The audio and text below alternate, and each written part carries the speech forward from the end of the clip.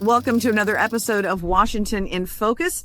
I'm the Center Square's Washington State Government correspondent, Carlene Johnson. Along with me is our investigative reporter, TJ Martinell.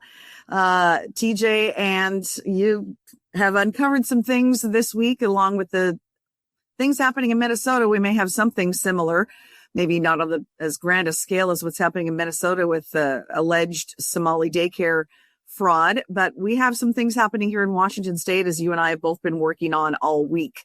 So if you don't mind just kind of unpacking the big picture here, the term you like to use, from 30,000 feet, what we're looking at here and what you have uncovered as far as how the Department of Children, Youth, and Families is responding. Yeah, so it's been an interesting couple days right before the new year. And so there was revealed to be an estimated $9.5 billion in fraud in Minnesota alone, which is, I mean, if you look at, say, the Bernie Madoff or Lehman Brothers and all these other previous scandals involving, financial fraud, this is incredible. And so there's allegations that the similar thing is happening in Washington State involving Somalian child daycare centers. And the allegations are that they aren't actually child daycare centers. It's just fraud. And so you have people who are licensed and they have addresses and all that kind of stuff. And so you've had people, a lot of citizen journalists going to these addresses, going to these places and finding that people are not responsive, don't want to talk, don't have kids there, appear to not be a daycare center at all. And so, there's that going on. And then there's, I think what's interesting with this whole situation, because you and I have talked about the fraud that's gone on through NGOs regarding a home mortgage assistance program, a debt repayment program with the Department of Commerce. What's different with this one is the Department of Children, Youth, and Families is they have a system in place that monitors and investigates on an ongoing basis the child daycare centers that get money from and get the grants and all that kind of stuff. And so they do two separate things. They do annual unannounced inspections of the child daycare center. So the people who are there do not know that they're showing up. They show up, they make sure if there's no kids there, it's going to get, reported to their fraud investigative unit. And then they also do random audits of these child daycare centers. And they also don't pay people until after the services have been, they don't reimburse until the services have actually been provided. They also keep track of the number of kids attending the daycare center, and they match it with whether or not that the names match the eligible families to receive the subsidies from the state.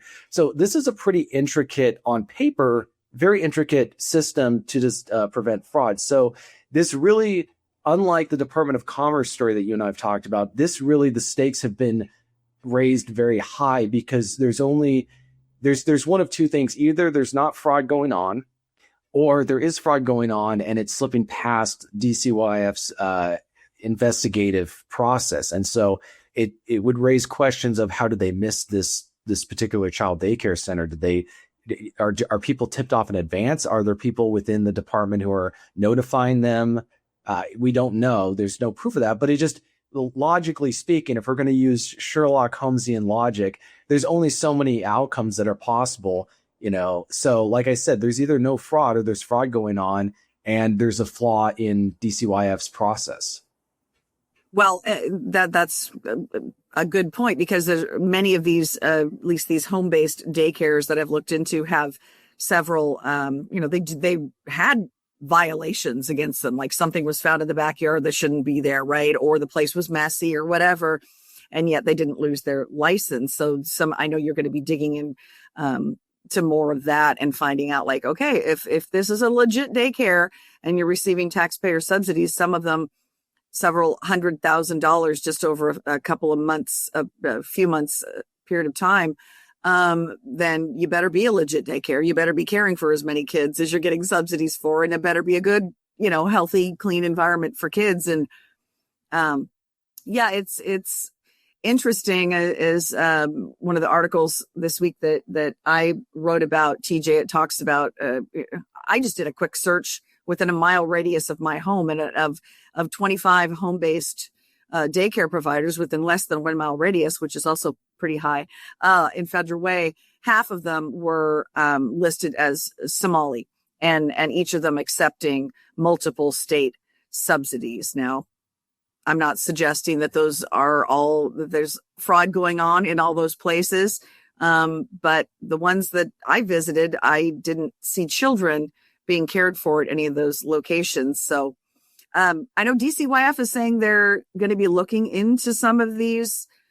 I think what they're based on, I mean, the thing is that if people suspect fraud, they can call the DCYF's fraud hotline that is operating 24/7.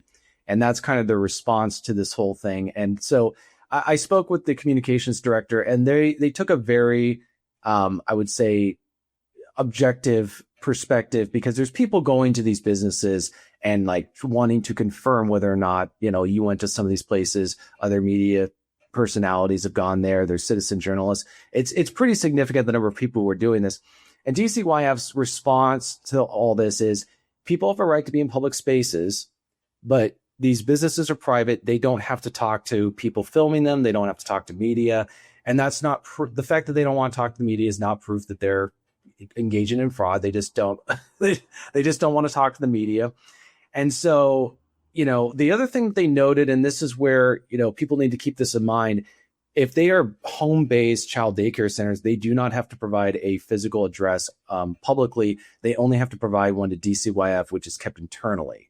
So there may be places that are legit, but they just don't have an address. And that makes it, that kind of causes some issues with when people are trying to figure out whether or not they're a legitimate daycare center. So that was one thing to keep in mind. The other thing to keep in mind is they said that there's a directory of child daycare centers online, but that is maintained actually or updated by the businesses themselves. So if some of them are out of date, they got the wrong address, they got the wrong phone number, whatever, it's because something changed and they didn't update it. So due diligence is obviously something that's important with all this kind of stuff. But honestly, I think that this is there's a separate question of you're talking about them being these daycare centers being subsidized. There's whether or not there's fraud going on with the program, but then there's also the question of whether the state should be subsidizing these daycare centers. So that's a separate issue, because this does involve taxpayer dollars. So some taxpayers would say, why am I subsidizing this kind of stuff?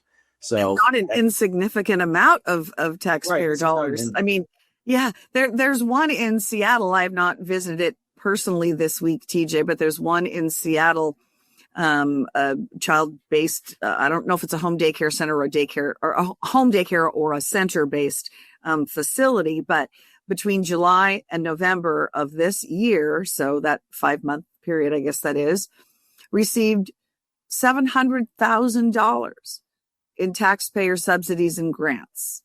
Now, you better be watching a bunch of kids if that's how much money you're getting, especially if they have to tie the low-income parent who needs the subsidy to that facility, and then the state reimburses the facility for what the parent can't afford. And that's how it works in the state of Washington. A little bit different than how it's been working in Minnesota, because here in Washington, it's like, show me your low-income parent, I'll reimburse you, ABC facility, because that parent can't afford, what you charge.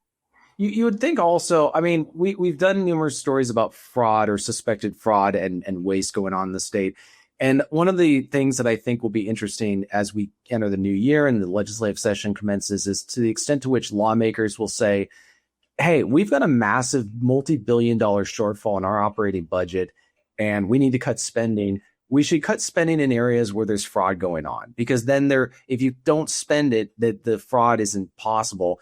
And so, not saying, obviously we're still looking into this, but I think that if there is fraud going on and it's discovered during the legislative session, it's going to definitely be a hot button topic. But it's already become a hot button topic. Honestly, it's been actually really remarkable to see the extent to which this this issue in Washington State has immediately come out. And I think it was because we discovered, it was discovered that Minnesota Somalians were donating money to a campaign of a Somalian in King County, who tried to run, but this was a person who threatened to blow up a bus full of kids or something like that. And so, yeah, why would folks in Minnesota running daycare centers be interested in the support of a candidate for King County Council here in Washington State? There's a lot of questions there. yeah, I know we have to talk about the Washington Attorney General Nick Brown's response to all of this on Tuesday, because, myself and some other journalists were out on the street doing some door knocking and apparently got some concerns. I had police called on me 2 days in a row just because I was asking questions. And that elicited a response from AG Brown's office. So you got to fill me in on where that's at. well, the Attorney General put out a statement condemning what he described as harassment. And I think it was, I don't know if he used the word stalking, but just, harassment of Somalians and these child daycare centers. And there are, in the last 2 days, I've spoken to 5 different state lawmakers who are, guaranteeing that there's going to be a real push to expand legislation that was offered by Representative Travis Couture last session to look at the, NGOs of potential fraudulent activity tied to what you mentioned, like the race-based home loan programs and that. But it's all the same unweaving ball of yarn, right? And so that they're going to hopefully expand it in this legislative session to include, a deep dive, whether it's from the state auditor's perspective or just like if you're getting any money, as an NGO, you're getting taxpayer subsidized, funding, whether it's grants or just, from all these different tax credit things that you can get money for, that you will be audited, whether it's twice a year or what. It seems like a no-brainer, but will it go anywhere in the legislative session with, some Democrats who've already spoken out? I think what you're going to see is you're probably going to see a fight. It's going to be a question, as we saw with the AGO's press release statement. You're going to see lawmakers have different priorities. You're going to see lawmakers who are going to want to create more transparency over businesses and entities that collect taxpayer dollars. And you're going to see people in the legislature who are going to try to restrict public information more and more around this kind of stuff. And so, they're going to argue about the safety of the people involved. It's going to be an argument over the safety of people who collect taxpayer dollars and government transparency around those who collect taxpayer dollars. And that's kind of the fight I anticipate seeing, and the way it's going to be framed, and the narratives that you're going to have pushed from either side.